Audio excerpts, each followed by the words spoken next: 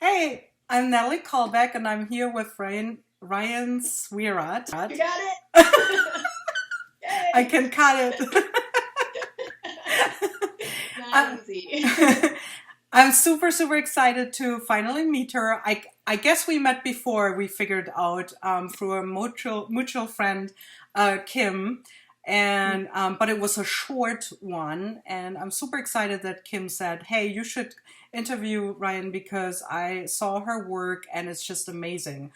I would call you a mixed media artist, but you can tell me otherwise later. She does this beautiful embroidery work on painted paper. And she works with not only the embroidery thread and the paint, she also works with perforating the work. And I will put in some of her samples from Instagram. You should totally follow her. And what I love about her work is that it's memory based. So she basically creates this artwork that from things that she saw, like she flew over the states. I think from the West Coast to the East Coast, and then basically everything that she, or not everything, but a lot of what she remembers from seeing through the airplane window then becomes a piece of artwork. So she puts it into this like kind of tactile and beautiful colors, and it's scrumptious. Ryan, before I talk more, welcome. Thank you, and thank you for that introduction. Tell us a little bit more about your work and yourself. Yeah. So yeah, I also consider myself a mixed media artist. It took me a while to figure out what to call myself, like textile, painter, and like none of those things fit. So mixed media seems to be right for at least right now. But yeah, so I mostly work in embroidery on paper. And with a bunch of materials, and everything is memory based. So I'll travel someplace, or it even could just be local. It doesn't have to be a big trip. And it's my like senses and emotions from that time period of that trip. Um, so I try to collect all the patterns and textures from there and like make them tangible or tactile. And your love for embroidery, where does that come from? So it started because my mom taught me embroidery super young as a child, and I really enjoyed like the kind of meditative, repetitive movement. And I'm also a graphic designer by education, and so like that tactile, that design based pattern making. Really, it's always the pattern making has always been in my artistic um, view and what I liked. So it sort of was it just worked. It made sense for me to work in it. I can totally see that, and I feel like a stalker, but I saw on your Instagram that you were in Lisboa, which is one of my favorite cities in Europe too. And of course, I love patterns and tiles. I have like a total craziness for tiles. And you took some photos of those tiles, and then later I saw that you painted those by hand, and then you embroidered over it with some Yep. things that you saw as well. And it was just so cool. I love it so much, and I can totally see. I'm like, oh my god, I want to go stitching now, which I'm You not should. good. Everyone should try it. It's very meditative, especially now. Just like calm your brain and just sit. So, is it usually paper that you embroider on, or do you also use other substrates? Mostly paper. Okay. I tried fabric at the start. I didn't. I liked how paper was not forgiving. So like it would make a hole or I make a stitch and that's it. And if it's the wrong one and I pull it out, there's still a little memory to that, and the paper gets it reacts to that, and that felt more like memory and how places sort of change and adapt, and it made sense to my viewpoint and my thesis. I love that. That makes total sense to me. That is cool. It's this embracing of that like happy accident or accident that happens, and you're not covering it up. You basically integrate that into your artwork, right? So, and then it's the perforation. Sometimes your perforation is by choice and on purpose, and sometimes it's not, right? Yeah, lots of times it's me trying to cover it up because it's like, oh, that wasn't supposed to look like that. And then it changes. So then I'll figure out like, all right, so now I recently started making appliques by hand and then putting them on top to build up because I couldn't get the depth that I wanted. Like sewing is a long process, and so like one layer of stitch is pretty flat. And so I tried putting backing and batting and like building up things with that, and it just wasn't getting there. So I found that making appliques, I could really like build it up and then layer it and layer it. And so that also came about from I blew a huge hole in something, and I was like, I can't. I've done so much work. I can't throw this out. Can't start over. So how can I fix this? That's a great idea.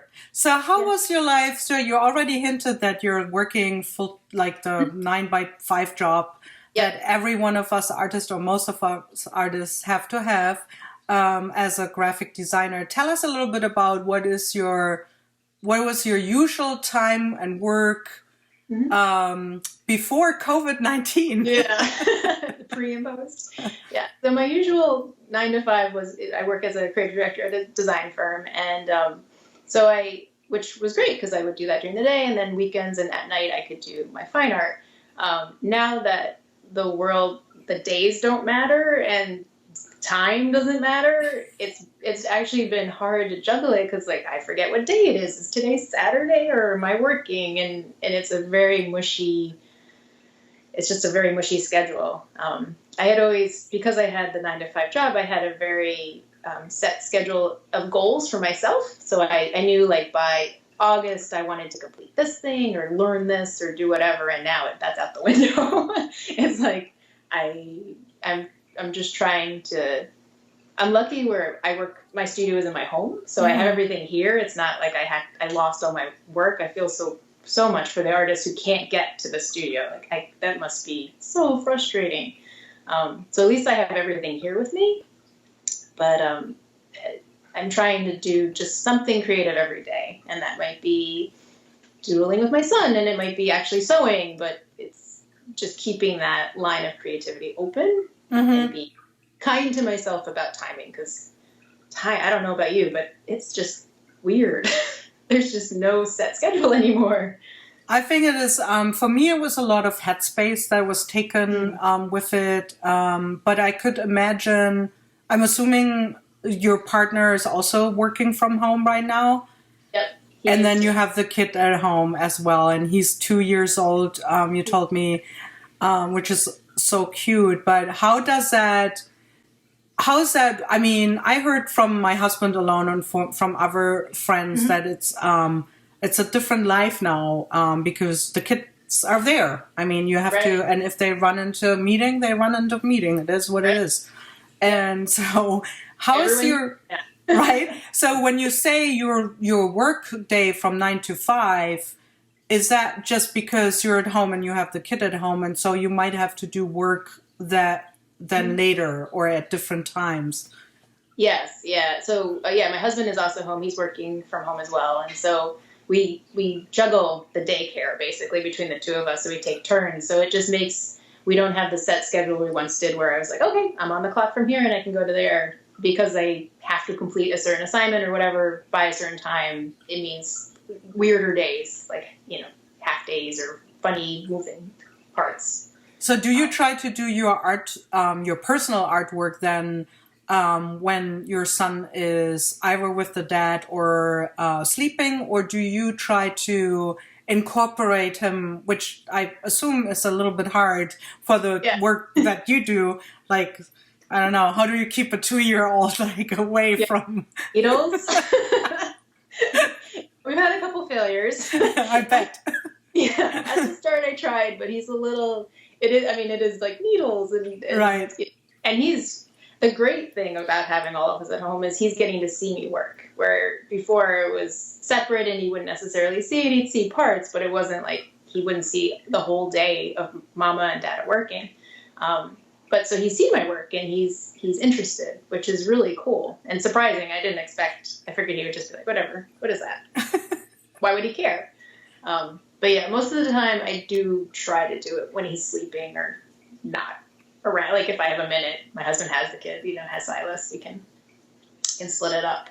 Just because it is hard to not have him tackle me or want to be in my lap, and I don't want to stab him, and it gets a little dicey. So what are you working on right now? Like, if you would tell us, if you can, what is the project you're working on right now, or the memory that you're conveying right now? Yeah. So right before this all went down, I had started on a slightly different path where when I would travel, I'd also collect little scraps of nature, like, flowers and leaves, and press them, and also like shells and everything. And I had been wanting to try to record those like specific objects in embroidery, and I just hadn't gotten around to it. And I was like, all right, I'm going to do this. And then this all happened. So that's what I'm working on now, where I'm taking these actual tangible things, flowers, and making them in stitch. And I can show you if you want. Yeah. But so it's kind of, the crazy thing with it is now that it was always almost a sense of longing to it, because it was these trips that I had taken and these memories that were very important to me.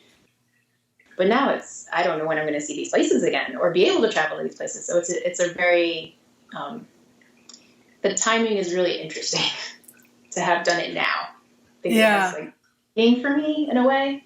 So I'm glad it's happening now. Do you feel like you're holding on to those? Not holding on is maybe the wrong word. I still have to think about it too, but because I get inspired by my surroundings too, and that's what I, collect, like in photos oftentimes, or little scraps of pieces of papers that are collected, and then I can incorporate those. And now when I look at this, because now it's not I'm going out and then I see something and then I come back and I paint it. It's more like I'm scrolling through my photos and then I try to paint it. And there's a little bit of a, I don't know, it's good and it hurts a little bit, because there is this kind of anxiety of like, will I see this the same way again? Right. Totally. No, it's healthy and it's unhealthy. Yeah. At the same time. Like, I think I see it as I'm having these happy memories, and then one day I will be back there and it might be different, and it might be whatever it is, but I have these pre and post memories for it. So right.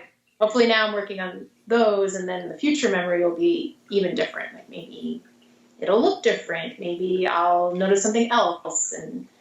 But I agree with you. It's totally, there's this looking backward can kind of get in your head a little bit and mess with you. So you said earlier that when you stitch, you feel that it's meditative. Is that like, do you forget what's going on, like totally? Like, I do, which is part of the reason why I need Silas to be asleep, because like I won't pay attention and he'll be doing something and I should have stopped whatever just happened. So yeah, I definitely, I get into a mode. I feel like I'm back in that space sometimes, which is interesting, and it'll help me pull out more memory from that time period where I'll forget, oh right, the light was like that. That's right. Or it just helps. It just puts me in a different place.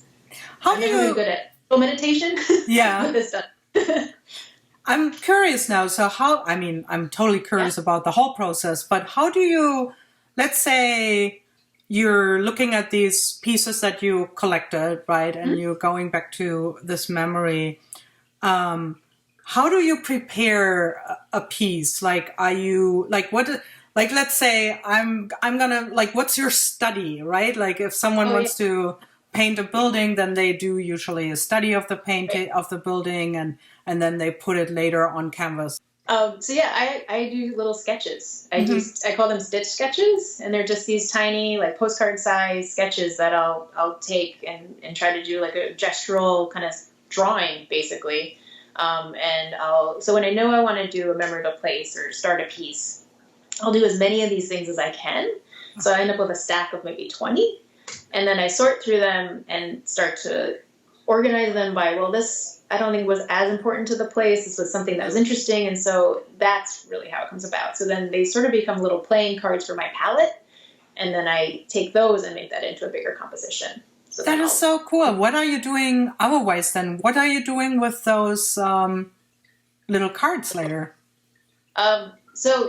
Funnily enough, I've done a couple for commissions, taken a couple of them and made them bigger for commissions. People like them. Yeah. And, for that.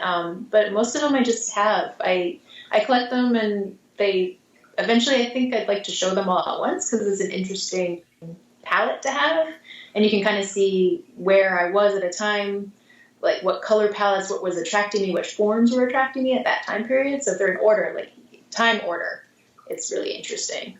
I mean, I think it's always so interesting to see a study by artists and see then the actual piece. And it would be interesting to see your swatches and your studies next to the finished piece to actually also see which decisions you made as to, you know, what to incorporate and what not to incorporate. That's really interesting.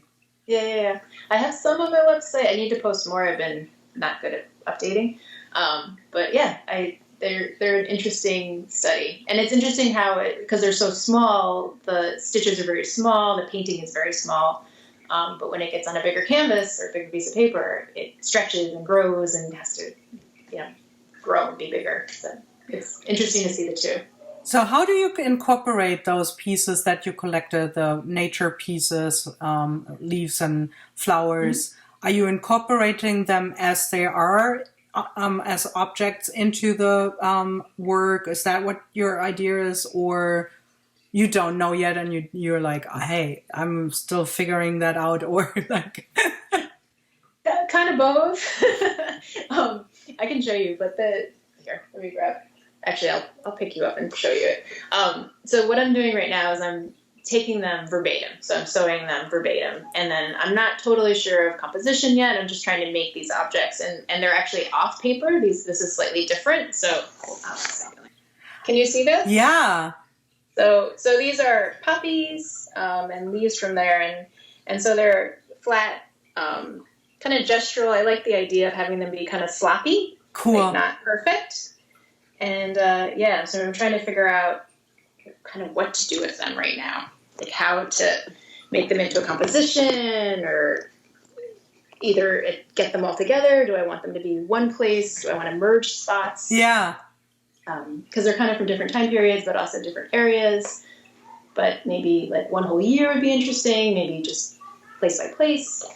So do you usually only use embroidery fret, or do you also use different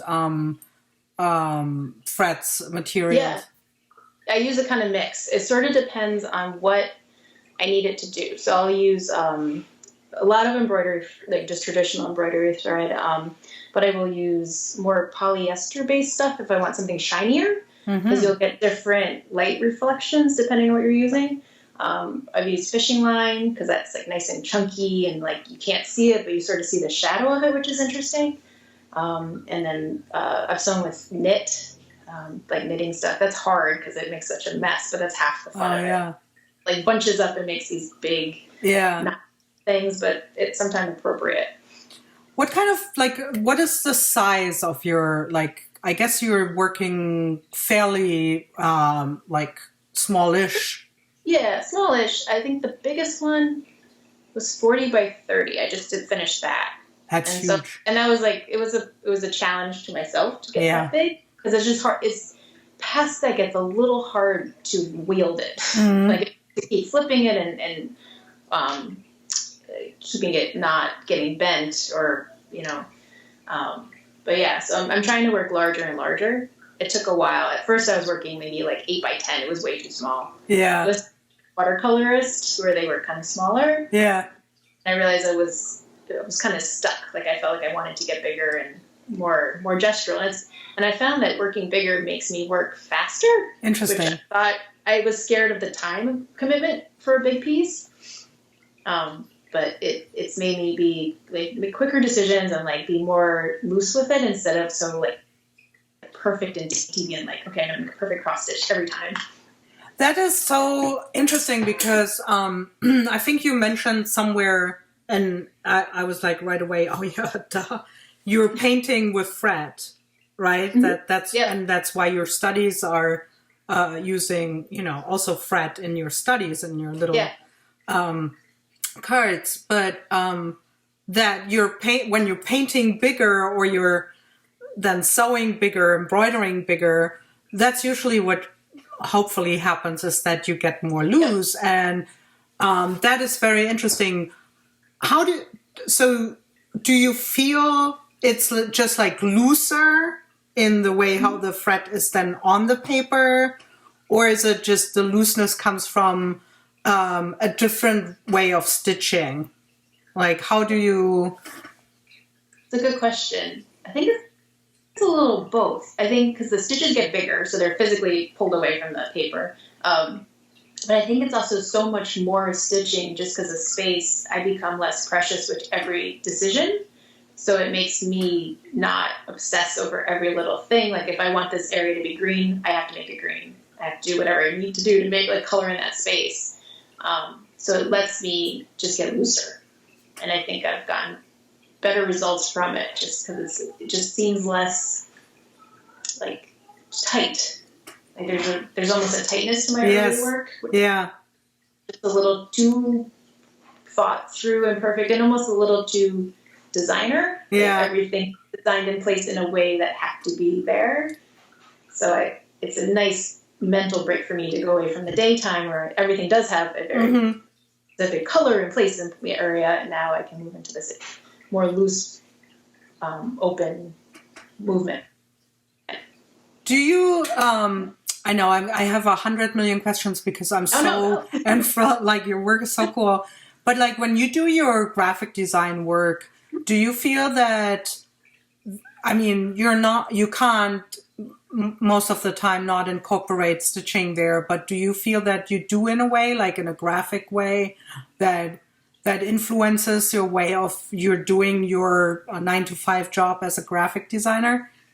I do. I think both influence each other. I think the color. I think the sewing has made me a better color theorist. So I think I can make more interesting decisions for people, not just the usual corporate blue and the palette that everyone has. But it has allowed me. I can draw and explain things quicker to clients, which that has helped in a lot of ways and helped me explain like what is going on, because I work with a lot of corporate clients and they're very linear and they don't necessarily make the leap right away. But yeah, and I will find in a weird way some of the patterns that I have gotten obsessed with from sewing. I'm like, oh, maybe that'll work. Let me try that. Like that form is not a bad idea, like because it is just forms. Really. Yeah. All shapes. When I was a kid, I was obsessed. Did you have color forms as a child? Like they were these like plastic shapes that you could like build, and they're kind of like Legos, but I see. Yeah, no. I feel like I'm doing that, like moving these shapes around and like putting them on top of each other. I just love that idea of incorporating your memory in the artwork in a very different. Like in an abstract way, but also with the paper and stitching. I think that's like so cool. Thank you. So thank you so much for letting me and everyone else have a little glimpse into your artwork and thought process. Is there anything that I know there will be, right now it's hard to say, hey, come to my exhibition or an open studio or whatever, but is there something that you want to share with us that's coming up, you want to point out and have someone figure out? Yeah. Well, so a lot of things have been put on hold for the near future, but my Instagram account is pretty up to date, and I was going to keep posting more of that and building, and my website's another place you can see things, but yeah, for right now, I think Instagram and sharing on social is the way to go. And you also do sometimes commission work, don't you? I do, yes. A couple, I have. What if someone would be interested to do that, what would be the kind of things that you would like to do? Because no one is going to come and say, hey, can you do some, and you're like, that's not what I usually work with. Right. So I've done for other people, some of the commissions have been, they've seen some of my forms or my little stitch sketches and they wanted them large or they wanted them, so some of those were taking that, in likeness of. And then other ones have been other people's memories of places, like the things that they loved about a place, and so they gave me those, like this is this object or this viewpoint or this vista, and I've taken those and made a piece out of that. Do you feel like, is it hard for you to send out your work? A little bit. It feels a little funny. Like the ones where it's other people's memories are easier to send out when someone, buys something that I worked on. That's my memory. That's right. Harder. But it is this funny little like, okay, I'm letting you go into the world. Go on. But if it's their memory, it feels a little less okay. I think go forth and make them happy. Yeah, I can totally see that. I think that's always like when it was like from the beginning to the end, like your experience and your idea. Yep. It's like a little piece of your just like gets away, which is awesome. But it's still like every time someone orders, I'm like, I take a day extra, and it's not because I'm lazy. I just need to say goodbye to that piece. Right. You should. And I think that it gives the piece that you can see it in your work. You can see the care. It's not just like, okay, yeah, I just did that. You're fine. Throw it in the box, send it out. Yeah. You're not a machine. You're not just like whipping things out. You come with care and love, and you can see it in it. That is so cool. Thank you so much, Rhian. I can't wait to meet you this time, like for reals. And I really want to see your work in person, because I think just seeing it, I probably need to have my hands handcuffed at the back because. Oh, you can touch it. It's fine. Don't say that. I mean, you have to wash your hands. Yes, of course. Anyway, right. However. But yeah, right. But. Hopefully there will be an open studio or something in this year, maybe in fall. Who knows? And if so, I would be happy to come to Brooklyn. Thank you so much. And I hope to talk to you again. Have a wonderful day. You too. Bye.